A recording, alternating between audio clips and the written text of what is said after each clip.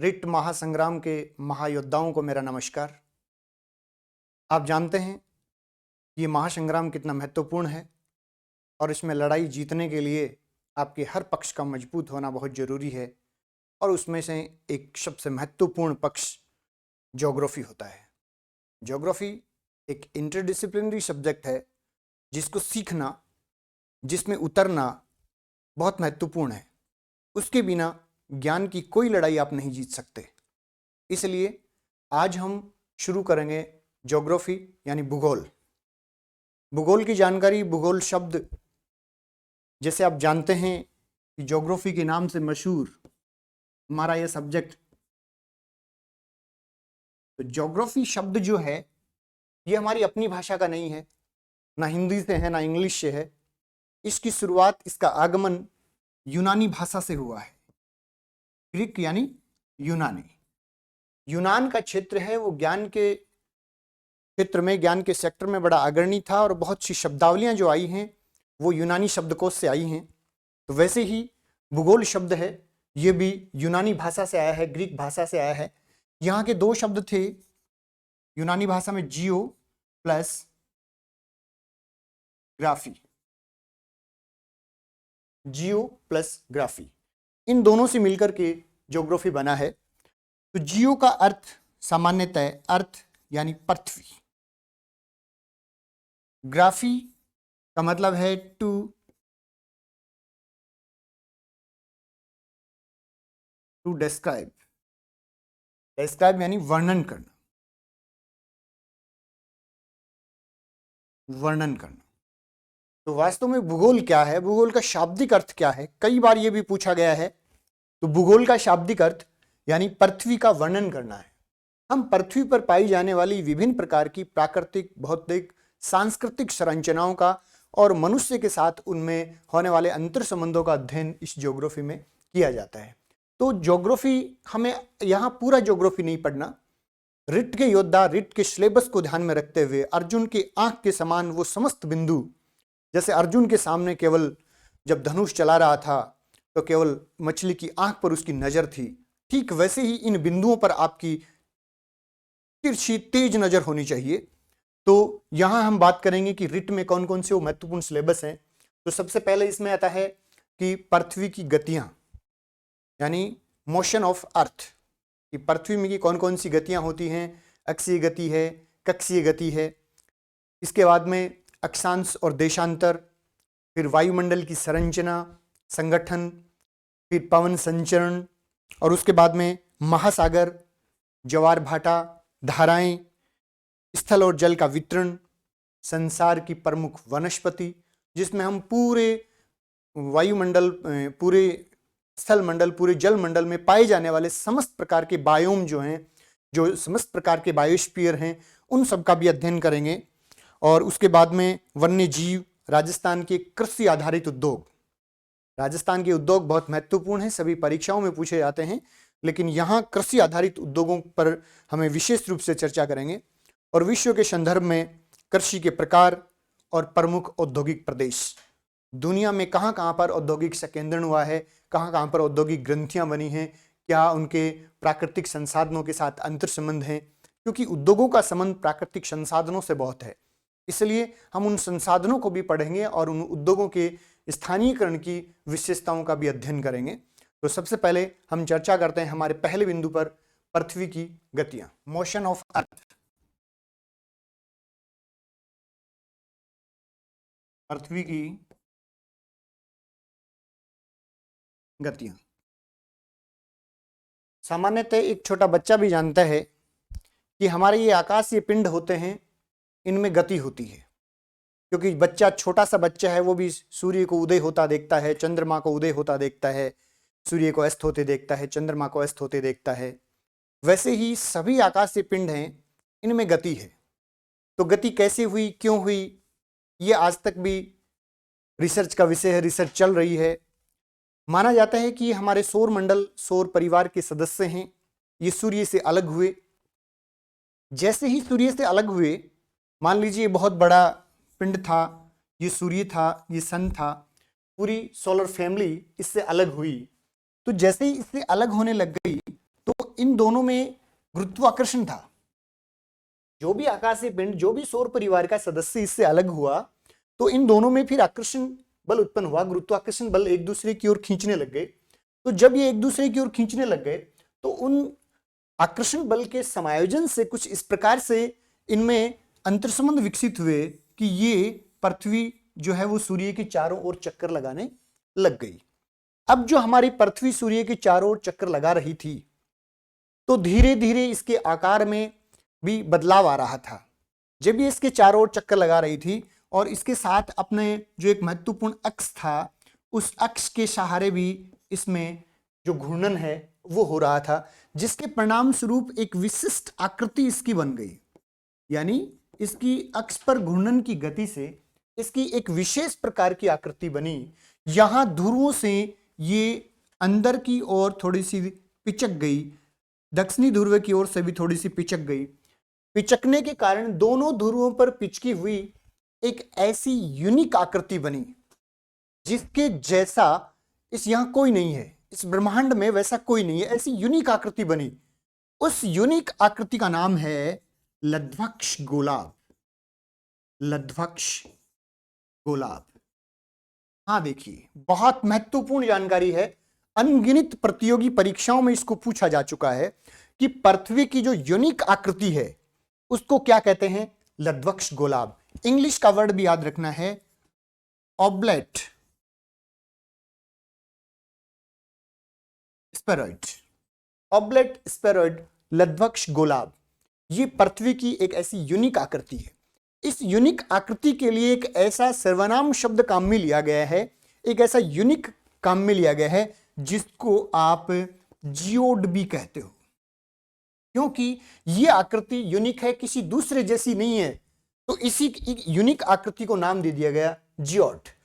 तो कई बार इसको ऐसे भी लिखा जाता है जियोड, यानी जियोड के नाम से भी इसको जाना जाता है। जियोड का शाब्दिक अर्थ होता है जियोड यानी पृथ्वी की तरह। जियो यानी पृथ्वी, एड यानी आईडी एड यानी पृथ्वी की तरह। तो ऐसी आकृति जो पृथ्वी की तरह हो उसको लध्वक्ष गोलाभ कहते हैं। यहां हम अलग से उसको बना के बताएं कि लध्वक्ष कैसा होता है। तो ध्रुवों पर थोड़ा सा पिचका हुआ, इस प्रकार से, इस प्रकार से, ऐसे, यानी थोड़ा सा ये ध्रुव हैं, ये अंदर की ओर दबे होते हैं।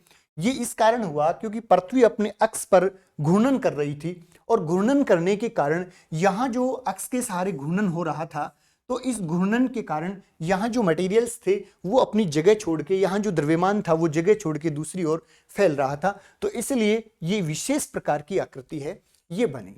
यहां पर ये महत्वपूर्ण चीज। अब यहां हम जानते हैं कि बड़े लंबे समय तक इस आकृति के बारे में बड़े विवादास्पद वक्तव्य विद्वानों द्वारा दिए जाते रहे। तो सबसे पहले ये जानकारी किस विद्वान ने दी, ये यहां जानना बहुत महत्वपूर्ण है कि वो व्यक्ति कौन था जिसने इस तथ्य को उजागर किया।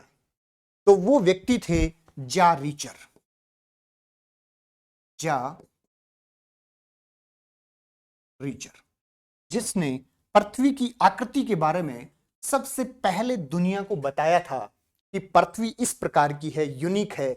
वो ना नारंगी है, ना वो संतरे जैसी है, ना वो अंडाकार है, वो कैसी भी नहीं है। उसकी अपनी एक यूनिक आइडेंटिटी है जिसको जियोड कहते हैं। और वो आकृति वास्तव में जो जियोमेट्री है उसमें लध्वक्ष गोलाभ कहलाती है, ऑब्लेट स्फेरॉइड। बहुत अच्छा क्वेश्चन है, ध्यान में रखना है। ये सबसे पहले किसने दिया था? जा रीचर नाम के फ्रांसीसी विद्वान ने सबसे पहले इस वक्तव्य को उजागर किया। अब देखिए, पृथ्वी जो है उसमें दो तरह के मोशन हो रहे थे, एक अक्ष के सहारे हो रहा था, एक कक्ष के सहारे हो रहा था। देखिए यहां हम दोबारा बात करते हैं कि मान लीजिए ये हमारी पृथ्वी है। यहां मैं सामान्यतः सर्किल ही बना रहा हूं, ऑब्लेट नहीं बना रहा हूं बनाने की दृष्टि से। तो यहां जिसके सहारे पृथ्वी, मान लीजिए ये काल्पनिक अक्ष हम बना रहे हैं इस प्रकार से, ये काल्पनिक अक्ष है इस प्रकार से। हम मानते हैं कि इसको ऐसे होना चाहिए, लेकिन ऐसा होता नहीं है। जो जिसके सहारे वो घूर्णन करती है उसको हम अक्ष कहते हैं। ये बिंदु जो है ये अक्ष होता है।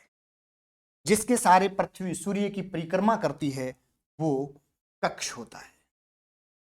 अक्ष और कक्ष ये दो चीजें हैं। यहां से भी बहुत महत्वपूर्ण क्वेश्चन हैं, वो पूछे जाते हैं कि अक्ष का निर्धारण, अक्ष का झुकाव, अक्ष किस प्रकार से क्या है। तो जैसे भी आप जानते हैं कि कोई भी पिंड है उसमें अक्स का होना बहुत जरूरी है।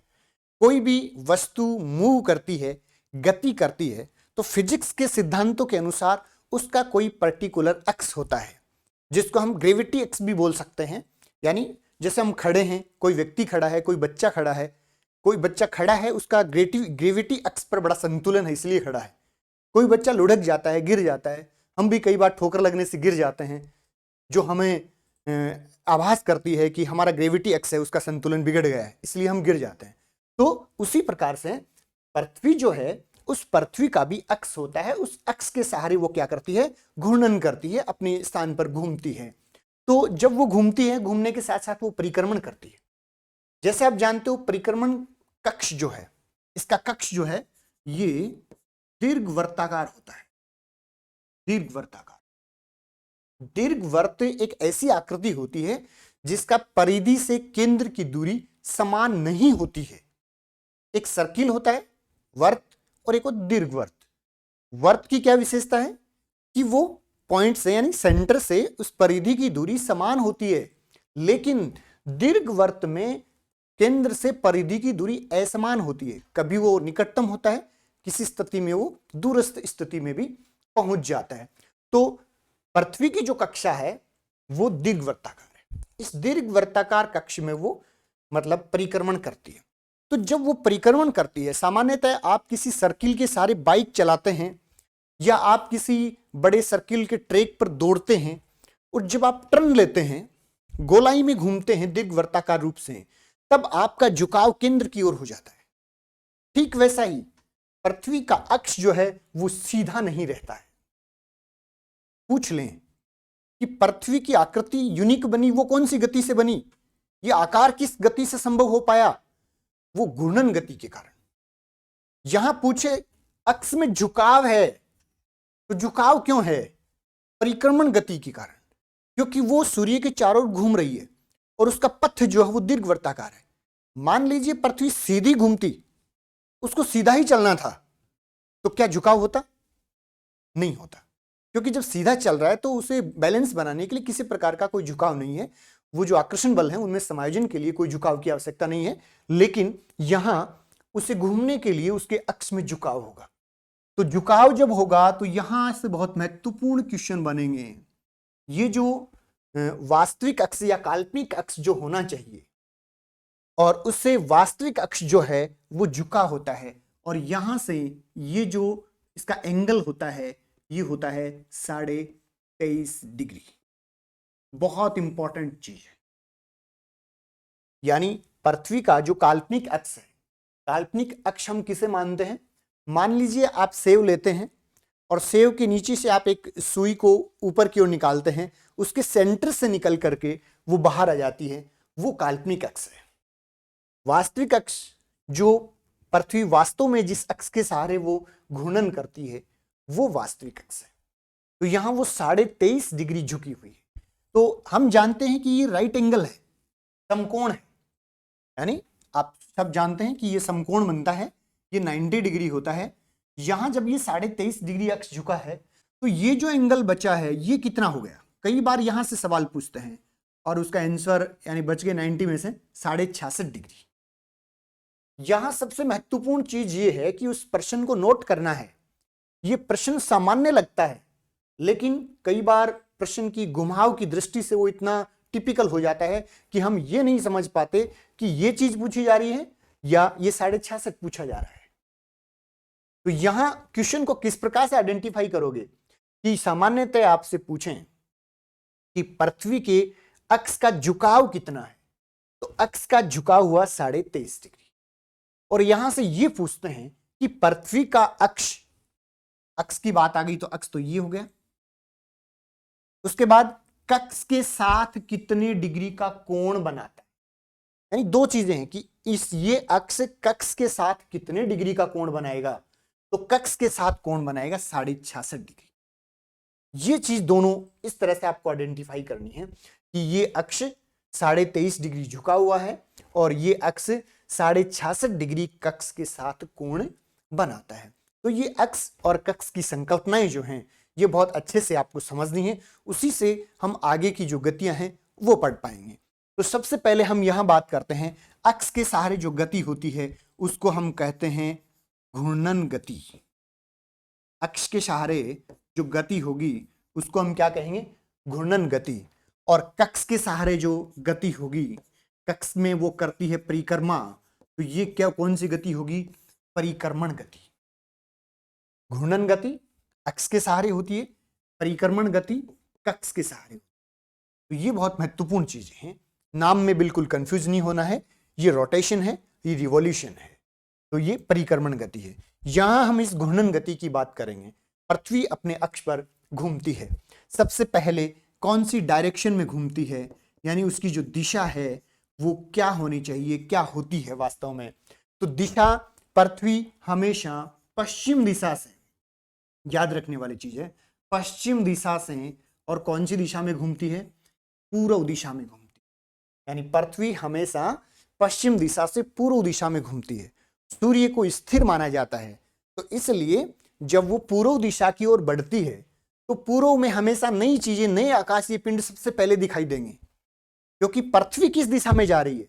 पूर्व दिशा में जा रही है। तो पूर्व में जो भी आकाशीय पिंड होगा, चाहे वो चंद्रमा हो, चाहे सूर्य हो, चाहे मंगल हो, कोई भी, चाहे कोई भी नक्षत्र हो, अगर उसका उदय होगा तो पृथ्वी के संदर्भ में किस दिशा से होगा? पूर्व दिशा में होगा। तो सूर्य पूर्व में उदय होता है, ये कौन सी गति का प्रभाव है? सामान्यतः यही पूछ लेंगे कि मान लीजिए कि कोई भी नक्षत्र, कोई भी तारा, कोई भी राशियां जो होती हैं, ज्योतिष में बहुत प्रकार के ग्रह नक्षत्र होते हैं, वो सूर्य के बारे में ना पूछ करके मान लीजिए किसी अन्य ग्रहों के बारे में पूछ लें कि उस पे कहां, कैसे, किस प्रकार से उदय होता है, पृथ्वी के संदर्भ में बताओ कि ये ग्रह किस दिशा में उदय होगा। तो पृथ्वी की घूर्णन गति है, उसके संदर्भ में यहां सभी आकाशीय पिंडों का उदय जो होता है, उदय कौन सी दिशा में होगा? पूर्व दिशा में होगा। तो ये हमेशा याद रखोगे कि ये घूर्णन गति का प्रभाव होता है। तो घूर्णन गति की बात करें कि अब ये स्पीड क्या होती है? अब सबसे महत्वपूर्ण स्पीड, कि वो अक्ष पर जब घूर्णन करती है तो उसकी स्पीड क्या होगी। तो स्पीड जो है आप देखने की कोशिश कीजिए कि यहां पर जैसे सामान्यतः आप अक्षांश और देशांतर रेखाओं से परिचित हैं थोड़े थोड़े, ये विभिन्न प्रकार की मान लीजिए अक्षांश रेखाएं हैं। यहां आप देख रहे हो ये ध्रुवों के ऊपर सबसे छोटा सा किल है, और यहां पर ये जो भूमध्य रेखा है 0 डिग्री होगा, ये सबसे बड़ा अक्षांश वर्त है। सामान्यतः मोटे मोटे रूप से ये सभी अक्षांश वर्त या पृथ्वी अपना एक चक्र, अपने अक्ष पर एक पूरा चक्कर काटने में जो समय लेती है वो लगभग 23 घंटे 56 मिनट और 4 सेकंड का समय लेती है। यानी पृथ्वी अपनी घूर्णन गति अपने अक्ष पर एक चक्कर पूरा करने का जो समय लेती है 23 घंटे 56 मिनट और 4 सेकंड में एक चक्र पूरा कर लेती है। अब देखिए यहां मैं आपका ध्यान किस ओर खींचना चाहूंगा कि ये जो 0 डिग्री भूमध्य रेखा अक्षांश वर्त है सबसे बड़ा, ये भी इतने ही समय में अपने चक्कर को पूरा कर लेगा। और ये जो 90 डिग्री है या 85 डिग्री है, 75 डिग्री है, जितने भी अक्षांश हैं वो भी अपना एक चक्र इतने ही समय में पूरा कर लेंगे। मान लीजिए ये 90 डिग्री भी इतने ही समय में चक्कर पूरा करे, या 85 डिग्री इतने ही समय में चक्कर पूरा करे, और ये भी इतने ही समय में चक्कर पूरा करे। इससे क्या निष्कर्ष निकल कर आता है? जैसे मान लीजिए बात वही है कि एक बड़े टायर की गाड़ी होती है और एक छोटे टायर की गाड़ी होती है। यदि उनको समान गति से दौड़ाया जाए, उनकी रेस की जा रही है, मान लीजिए ये अक्षांश नहीं है, आप सीधे वो सरल भाषा में समझिए कि एक बच्चे की खिलौना गाड़ी है जिसका टायर छोटा है, और एक बड़ी गाड़ी है जिसका टायर बड़ा है, मान लीजिए बड़ा ट्रक हो सकता है, और अब उनको समान गति से दौड़ाया जा रहा है। मान लीजिए वो 40 की स्पीड से चल रहे हैं, तो एक छोटा टायर है वो 40 की स्पीड से चल रहा है और एक बड़ा टायर है वो 40 की स्पीड से चल रहा है। इसका मतलब ये हुआ कि जो बड़ा टायर है वो अत्यधिक दूरी को पार कर लेगा, अत्यधिक दूरी को पार कर लीजिए, तो इसका मतलब इनकी गति समान नहीं होगी। दूसरा एग्जाम्पल देखिए कि आप 2 किलोमीटर की रेस कर रहे हैं, एक छोटा टायर है और एक बड़ा टायर है, दोनों को समान समय पर वहां पहुंचना है, तो उसके लिए आप क्या करेंगे? एक छोटा टायर और एक बड़ा टायर हम अलग से लेते हैं कि मान लीजिए एक छोटा व्हील है और ये एक बड़ा व्हील है, इनको जाना कितनी दूर है? 2 किलोमीटर। इनको 2 किलोमीटर की रेस करनी है इन दोनों टायर को, और दोनों समान समय में पहुंचेंगे, एक ही समय पर पहुंचेंगे। तो आप क्या करेंगे? इसकी गति को क्या कर देंगे? कम कर देंगे। इसकी गति को कम कर देंगे और इसकी गति को अधिक कर देंगे। इसकी गति को क्या कर देंगे? अधिक कर देंगे। तो कहने का मतलब जैसे राउंड होते हैं, आरपीएम्स होते हैं, उसके अकॉर्डिंग उनकी गति में भिन्नता होती है। उसकी गति में क्या होगी? भिन्नता होगी। तो वैसा ही अभी हमें यहां देखना है कि ये जो अक्षांश और अक्षांश रेखाएं हैं, या पृथ्वी जो अपना एक चक्र पूरा करती है वो समान समय में कर लेती है, इसका मतलब इसकी गति में समानता नहीं है। इसकी गति में समानता नहीं है, क्योंकि यहां ये इतना बड़ा सर्किल जो है और इसको पूरा करती है। इसका मतलब इस भूमध्य रेखा पर ये जो घूर्णन गति है, ये गति, घूर्णन गति जो है, ये यहां पर क्या होगी? सर्वाधिक होगी। तो घूर्णन गति भूमध्य रेखा पर सर्वाधिक होती है। सर्वाधिक का मतलब कितनी होगी? तो ये होगी 1670 किलोमीटर प्रति घंटा। घूर्णन गति भूमध्य रेखा पर सर्वाधिक होती है। कितनी होती है? 1670 किलोमीटर प्रति घंटा। और यहां पर ध्रुवों पर यह गति न्यूनतम होती है 1070 किलोमीटर प्रति घंटा। इसको ठीक वैसे देखना है कि ये एक बहुत बड़ा ट्रैक है, इसको भी 23 घंटे 56 मिनट 4 सेकंड में पार करना है। ये छोटे ट्रैक हैं और यहां इनको भी कम गति से पार किया जा सकता है इतने समय में। ये बड़ा ट्रैक है, इसलिए इसको अधिक गति से इतने ही समय में पार करना है। तो ये भी आपको इन चीजों के बारे में ध्यान रखना है। इसका मतलब क्या हुआ?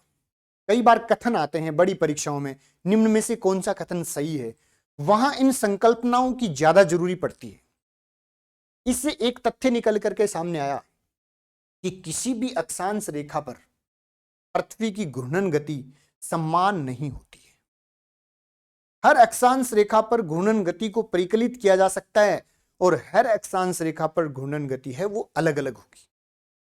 तो उसको हम कैलकुलेट कैसे करें, कैसे उसकी परिगणना करें? तो उसके लिए जो ज्यामिति में cos थीटा जो होता है उसके द्वारा इसका परिकलन किया जाता है। किसी भी अक्षांश पर पृथ्वी की घूर्णन गति को जानने के लिए cos थीटा मान का सहयोग लिया जाएगा, यानी उस जियोमेट्री की सहायता से cos थीटा मान से उसको हर अक्षांश पर परिकलित किया जाएगा, जो हर अक्षांश पर अलग अलग रहेगी। तो यहां पर एक बार थोड़ा सा आप दोबारा इसको रिवीजन कर सकते हैं, दोबारा देख सकते हैं कि ये अक्ष है, ये कक्ष है। अक्ष 23.5 डिग्री झुका हुआ है, अक्ष कक्ष के साथ 66.5 डिग्री का कोण बनाता है। अक्ष पर जो गति होती है उसको घूर्णन गति कहते हैं, कक्ष पर जो गति होती है उसको परिक्रमण गति कहते हैं। घूर्णन गति जो है वो घूर्णन दिशा पश्चिम से पूर्व दिशा में होती है, इसलिए सभी आकाशीय पिंड पृथ्वी के संदर्भ में उनका उदय पूर्व दिशा से ही होगा, हर रोज हर बार। इसकी गति जो है वो प्रत्येक अक्षांश पर अलग अलग होती है, घूर्णन गति। उसका गणना cos थीटा मान से किया जाता है। ये सबसे बड़ा ट्रैक है, इसको भी 23 घंटे 56 मिनट 4 सेकंड में अपना एक राउंड पूरा करना है, तो ये सर्वाधिक तेजी से यहां घूर्णन करेगा। और यहां पर जो सबसे छोटा सर्किल है, सबसे छोटा ट्रैक है, इसलिए ये सबसे न्यूनतम गति, ध्रुवों पर घूर्णन गति सबसे न्यूनतम होती है। तो ये इन चीजों के बारे में हमें देखना है। अब हम देखें कि इसके प्रभाव क्या क्या होते हैं, घूर्णन गति के प्रभाव। घूर्णन गति के प्रभाव, कौन कौन से प्रभाव घूर्णन गति के कारण संपन्न होते हैं? कई बार सीधे ही सवाल पूछेंगे कि निम्न में से कौन सा प्रभाव घूर्णन गति से संपन्न होता है, नहीं होता है। प्रश्न की जटिलता बढ़ाने के लिए उसमें ऑप्शन ए, बे, केवल ए, केवल ए, बे, से, दे, इस प्रकार से जटिलता को बढ़ा देते हैं। तो उसको बड़ी डिटेल से आपको इस घूर्णन गति के प्रभावों को समझना है। गति आप समझ गए, अब गति से उत्पन्न होने वाले प्रभावों को समझना है। तो सबसे पहले सबसे मूल बिंदु जो है वो है दिन रात का बनना। ये हम छोटी कक्षाओं से भी पढ़ते हैं, इसलिए ये सीधा इस भाषा में लिखा हुआ नहीं आएगा, और आएगा तो सभी कर देंगे, वो आपकी मेरिट को कंसिडर नहीं कर पाएगा। तो प्रश्न की भाषा थोड़ी जटिल भी हो, मेरिट वही बनाते हैं, और उसको आप समझें, उसको आप टेकल करें उस भाषा को, उस प्रश्न की भाषा को, तभी आप आगे जा पाएंगे। क्योंकि लोगों से आगे निकलना है, ये प्रतियोगिता है, यहां आपको स्कोर नहीं करना है। यहां तो आपको केवल उस जो मिनिमम लाइन है, जो मेरिट लाइन है, उसको क्रॉस करना है, तो उस भाषा को समझना है। तो यहां इस भाषा में, इतनी आसान भाषा में नहीं आएगा, चीज वही होगी, प्रभाव तो मेन तो एक ही है। अब इसके ही जुड़े हुए दूसरे प्रभाव होंगे जो उस भाषा की जटिलता के साथ आएंगे, और वहां आप कंफ्यूज हो जाओगे, ये घूर्णन गति होगी या परिक्रमण गति। इसको समझना, दिन रात तो बनते ही बनते हैं। तो इसको याद करने का एक तरीका दूसरा ये भी है, कभी भी कोई इस प्रकार का प्रश्न आता है तो जो दैनिक क्रियाओं से जुड़ा हो, पृथ्वी की एक दिन में होने वाली गतिविधि हो, कोई भी दैनिक गतिविधि हो, पृथ्वी की कोई भी दैनिक गतिविधि, ऐसी गतिविधि जो कहने का मतलब 24 घंटे में संपन्न हो जाए, उस प्रभाव वो 24 घंटे में ही संपन्न हो जाए, ऐसा आप उसको समझ पाओ। मान लीजिए प्रश्न की भाषा में कुछ और ही आया है, किसी भी टीचर ने नहीं पढ़ाया, एक ऐसी नई भाषा इजाद कर ली, कोई साउथ का बनाने वाला एग्जामिनर था, उसने अपनी भाषा में कुछ लिखा और उसको ट्रांसलेट करके आपके सामने प्रस्तुत कर दिया और आप समझ नहीं पाए, तब आप क्या करेंगे? तब आप ये ट्रिक्स अपनाएंगे कि क्या वो गतिविधि ऐसी है पृथ्वी के संदर्भ में कि वो 24 घंटे में ही पूर्ण हो जाती है, या उसका प्रभाव 24 घंटे प्रति 24 घंटे से आता है। इसका मतलब वो गतिविधि है, वो घूर्णन गति के कारण है। सबसे आसान तरीका है ये कि वो हर बार घूर्णन गति के कारण हर 24 घंटे से अपना प्रभाव डालती है, इसका मतलब वो घूर्णन गति है। हर 24 घंटे से प्रभाव डालती है, 24 घंटे, तो वो घूर्णन गति है। तो इसलिए इसको दैनिक गति भी कहते हैं। तो दिन रात का बनना, दिन रात बनते हैं, हम जानते हैं कि 24 घंटे में पृथ्वी अपना चक्र पूरा करके आती है, तो दिन रात बनते हैं। तो दिन रात बनने के दृष्टिकोण से देखिए, दिन रात जो होते हैं उसको भी जब हम कंसीडर करते हैं तो दो तरह के होते हैं, एक सौर दिवस होता है और एक होता है नक्षत्र दिवस।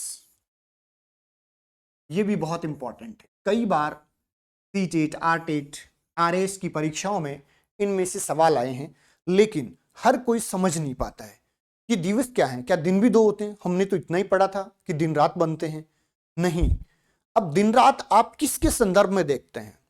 हम जो मानते हैं, हम जो समझते हैं सामान्यतः, वो इस सौर दिवस को समझते हैं, क्योंकि हमारे दिन की शुरुआत सूर्योदय से होती है। लेकिन ज्योतिष की भाषा में ये दिन जो होते हैं ये नक्षत्र दिवस होता है, और नक्षत्र है ये सबसे महत्वपूर्ण होता है। सौर दिवस आपकी आंखों में उजाला करता है, नक्षत्र आपके भविष्य में उजाला करता है। दोनों महत्वपूर्ण हैं। जब आपके नक्षत्र सही होंगे ना, तभी आपके सौर दिवस में उजाला होगा, ये याद रखना, तभी आपके जीवन में उजाला होगा। तो सौर दिवस, दिन का निर्धारण हम कैसे कर पाते हैं, समझिए यहां एक छोटे से उदाहरण से। मान लीजिए आप किसी भी यहां पर किसी भी एक देशांतर पर हैं, जैसे हम इंडिया में यहां पर बैठे हुए हैं, और हम देखते हैं दिन की गणना, सौर दिवस की गणना हम करते हैं, किसी भी दिवस की गणना करते हैं, और दूसरी ओर ये सूर्य है। आप देखते हो कि सूर्य यहां ए स्थान पर सुबह 7 AM पर दिखाई देता है। पृथ्वी अपना घूर्णन करती है और 24 घंटे बाद दोबारा इस स्थान पर, इस स्थान के सामने सूर्य होता है। तो वो लगभग दूसरे दिन नेक्स्ट जो 7 AM आएगा, उसी समय सूर्य इसके सामने आएगा, वो होता है सौर दिवस। जब हम सूर्य के संदर्भ में ये गणना करते हैं, जब हमने यहां गणना सूर्य के संदर्भ में की है और इसमें डिफरेंस जो आया एक दिन से दूसरे दिन के बीच में, वो 24 घंटे का आया है। अब एक आदमी यहां इसी पास में बैठा था, वो आदमी बी है, वो भी गणना कर रहा है कि मुझे भी यहां दिन की गणना करनी है, लेकिन वो सूर्य के संदर्भ में नहीं कर रहा। वो सूर्य के अलावा किसी दूसरे नक्षत्र के आधार पर दिन की अवधि की गणना करना चाहता है। सूर्य के अलावा, सूर्य को छोड़ के किसी भी नक्षत्र से, चंद्रमा हो सकता है, कोई मंगल बृहस्पति अन्य जो भी कीर्तियां जो आती हैं, अनेक प्रकार की राशियां आती हैं, वो कोई भी नक्षत्र, कोई भी कैलेस्टियल बॉडी, कोई भी आकाशीय पिंड हो सकता है। तो उसके आधार पर वो बी व्यक्ति है, वो करना चाहता है। मान लीजिए वो इस चांद के आधार पर करना चाहता है, ये आधा चांद है, इसके आधार पर वो यहां से दिन की गणना करना चाहता है। उसने पहले दिन देखा कि चांद जो है वो शाम को 7 PM पर उदय हुआ, 7 PM पे उदय हुआ चांद। उसके बाद उसने देखा दूसरे दिन चांद कब दिखता है, तो उसने देखा दूसरे दिन 6:56 यानी दूसरे दिन चंद्रमा का उदय या किसी दूसरे उस नक्षत्र का उदय जो उसने निर्धारित कर रखा है, उसका उदय 6:56 पर हो जाता है। यानी इसकी जो अवधि होती है, इसकी अवधि, नक्षत्र दिवस की अवधि, वो होती है 23 घंटे 56 मिनट और 4 सेकंड। ये यहां महत्वपूर्ण है। यानी जब आपने सूर्य के आधार पर दिन की अवधि की गणना की तो ये आया 24 घंटे, वो सौर दिवस है, वो सौर दिवस है। और जब आपने सूर्य के अलावा किसी दूसरे नक्षत्र के आधार पर, कोई भी दूसरा नक्षत्र है उसके आधार पर जब आप ये गणना करते हैं तो ये गणना आती है 23 घंटे 56 मिनट 4 सेकंड में। पृथ्वी अपना चक्कर इसके संदर्भ में पूरा कर लेती है। किसी भी नक्षत्र पिंड अन्य हो सकता है। तो यहां एक कंपैरिजन इसमें याद रखना है कि इन दोनों में बड़ा कौन है। सौर दिवस, नक्षत्र दिवस में बड़ा कौन है, तो सौर दिवस बड़ा है।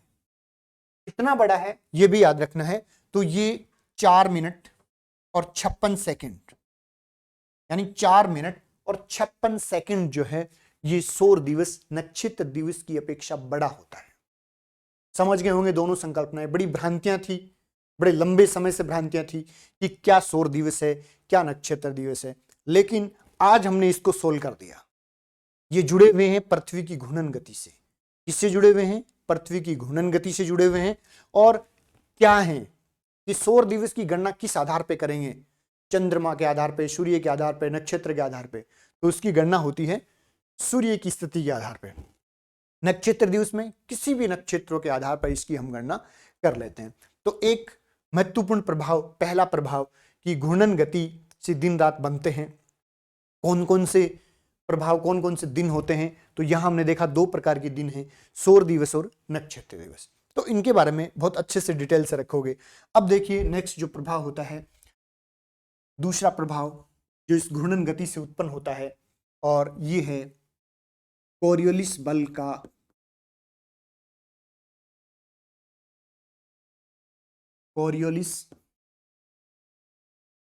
का उत्पन्न होना। बहुत इंपॉर्टेंट है। पवन संचरण भी आएगा, वहां भी ये टॉपिक बहुत महत्वपूर्ण है। और वर्तमान समय में कोरियोलिस बल से जुड़े हुए नेट, RS, उच्च स्तर की IAS की परीक्षाओं में भी कोरियोलिस बल से जुड़े हुए बहुत कठिन सवाल पूछे जाते हैं। तो कोरियोलिस बल क्या है, सबसे पहले तो आप इसके बारे में जानें। तो यहां आप जान गए कि कोरियोलिस बल घूर्णन गति से उत्पन्न होता है। सबसे इंपॉर्टेंट तो ये है कि कोरियोलिस बल किससे उत्पन्न होता है।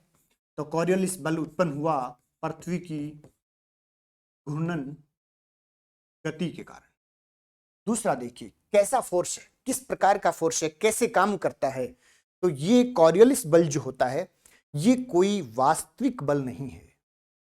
इसकी तुलना हम किसी वास्तविक बल से नहीं कर सकते।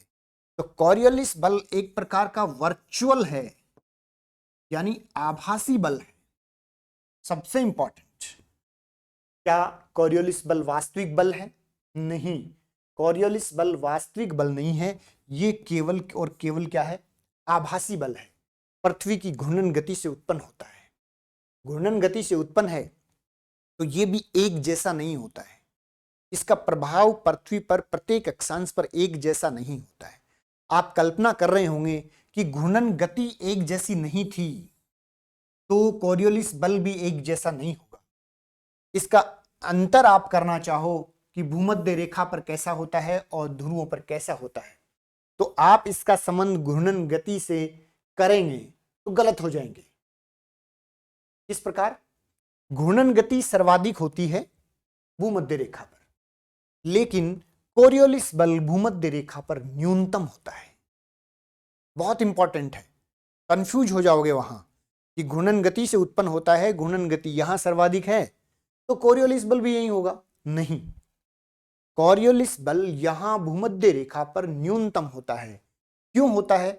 क्योंकि घूर्णन गति से जनित जो अपकेंद्रीय बल है, पृथ्वी का अपकेंद्रीय बल है, वो इसको निष्प्रभावी कर देता है। कॉरियोलिस बल यहां निष्प्रभावी हो जाता है पृथ्वी के घूर्णन से उत्पन्न अपकेंद्रीय बल के कारण। इसलिए कॉरियोलिस बल जो है वो यहां पर क्या होता है? न्यूनतम होता है, और ध्रुवों पर क्या होता है? अधिकतम होता है।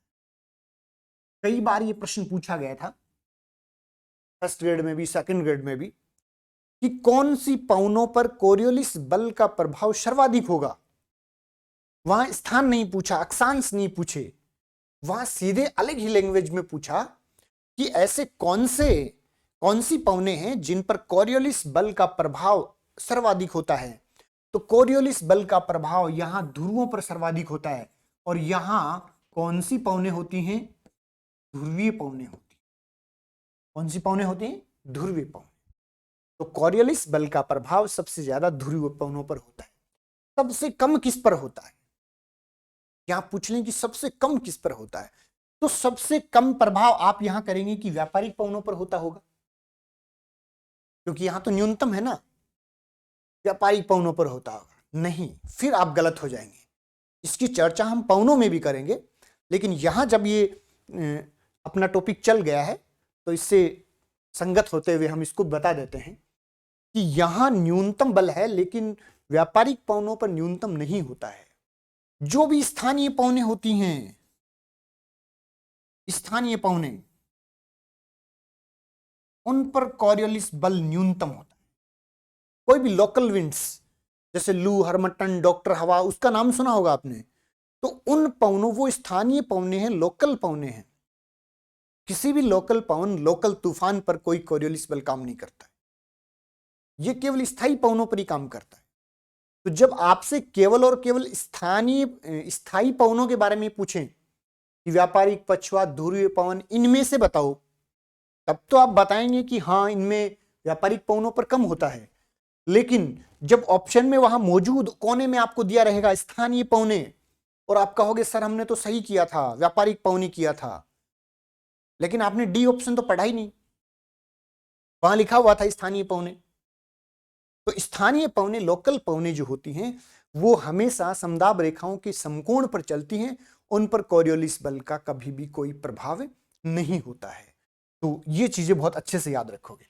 तो कॉरियोलिस बल घूर्णन गति से उत्पन्न होता है, सर्वाधिक ध्रुवों पर होता है, ध्रुवीय पवनों पर सर्वाधिक प्रभावी होता है, भूमध्य रेखा पर न्यूनतम होता है, और न्यूनतम प्रभाव स्थानीय पवनों को, क्योंकि स्थानीय पवनों पर तो करता ही नहीं, अब्सेंट रहता है स्थानीय पवनों के लिए। तो ये स्थानीय पवनों पर कोई काम नहीं करता है। स्थानीय पढ़ेंगे इसको, तो स्थानीय पवनों पर कोई काम नहीं करता है।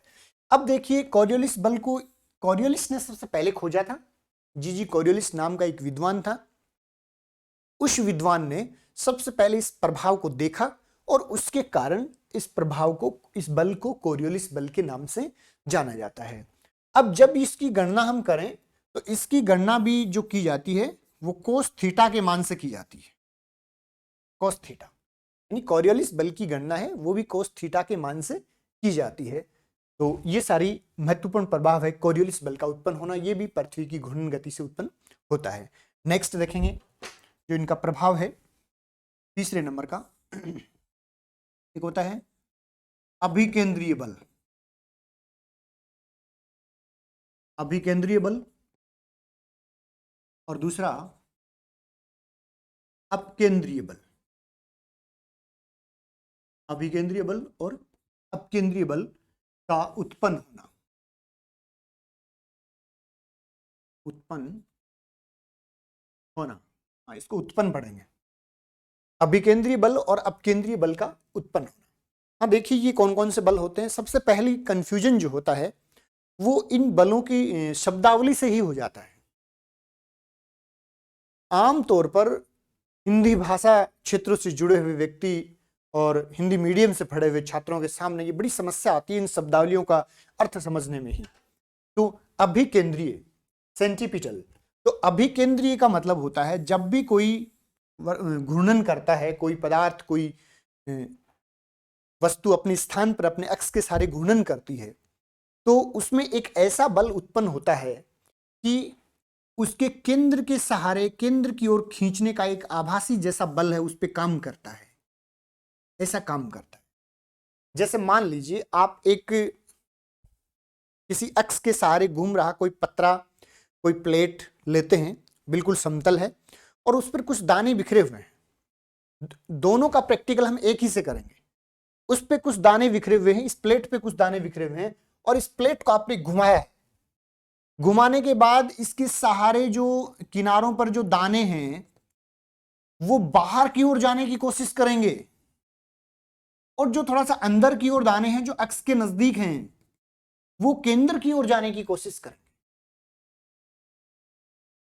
इस घूर्णन से, अक्ष के सहारे घूर्णन से। तो जो केंद्र की ओर हैं वो केंद्र की ओर अभिकेंद्रित होंगे, अभिकेंद्रीय बल काम करेगा, और जो परिधि की ओर है वो परिधि से बाहर जाने की कोशिश कर रहे हैं, परिधि से बाहर जाने की कोशिश कर रहे हैं, केंद्र से दूर जाने की कोशिश कर रहे हैं, वो अपकेंद्रीय हैं। तो जो केंद्र से दूर जा रहे हैं वो क्या है? अपकेंद्रीय है। और जो केंद्र की ओर इकट्ठा हो रहे हैं वो क्या है? अभिकेंद्रीय है, अभिकेंद्रीय। तो पृथ्वी पर इस प्रकार की बल उत्पन्न होते हैं, अभिकेंद्रीय, अपकेंद्रीय। जैसे पृथ्वी पर भूमध्य रेखा है, यहां पर अपकेंद्रीय बल है वो सर्वाधिक होता है क्योंकि गति सबसे ज्यादा है, तो यहां पर अपकेंद्रीय बल सबसे ज्यादा होता है। और ध्रुव जो होते हैं इनके सारे अभिकेंद्रीय बल ज्यादा होता है क्योंकि अक्ष के नजदीक होता है। अभिकेंद्रीय बल सामान्यतया अक्ष के इर्द गिर्द होने वाली वस्तुओं पर ही काम करेगा। परिधि की ओर जो स्थित है उन वस्तुओं पर अभिकेंद्रीय बल प्रभावी हो जाएगा। तो दोनों चीजों के बारे में याद रखेंगे। ठीक ये वैसा ही है कि जैसे आप अपने हाथ में एक हल्का सा पत्थर लिए, रस्सी से बांधे और आपने यूं गोल घुमाना शुरू किया, वो अपने अक्ष के सहारे आपके हाथ में, आपका हाथ एक अक्ष का काम करता है और वो घूमता है, वो घूम रहा है, और जैसे आप उसको छोड़ते हो तो वो बहुत दूर जाके गिरता है, जितनी उसकी स्पीड है उसके हिसाब से वो दूर जाके गिरता है। तो ऐसा क्यों हुआ? वो गति उसको कहां से मिली? हम तो अपने अक्ष पे घुमा रहे थे, लेकिन जैसा ही हमने छोड़ा है वो जो दबाव अपने हाथों पे लग रहा है वो अपकेंद्रीय बल है, वो इस केंद्र से दूर जाने का काम करता है। दूर क्यों जा रहा है? क्योंकि वो परिधि पर है, जो पत्थर आपने बांधा वो परिधि पर है और छोड़ते ही दूर जा रहा है। तो ये जो दूर जाने वाला है, केंद्र से दूर जाने वाला बल है वो अपकेंद्रीय बल है, और केंद्र के पास आने वाला जो बल होता है वो अभिकेंद्रीय बल काम करता है। तो ये पृथ्वी की जो घूर्णन गति है, पृथ्वी की जो अक्षीय गति है, दैनिक गति जिसको कहते हैं, ये इसके सारे प्रभाव होते हैं। इसके अलावा भी जब कोई दूसरी भाषा चेंज होकर के आती है तो आप वो चीज याद रखेंगे कि प्रति 24 घंटे में कोई भी प्रभाव जो लगता है तो उसको हम दैनिक गति का प्रभाव मानते हैं, घूर्णन गति का प्रभाव है वो उसमें से हम मानते हैं।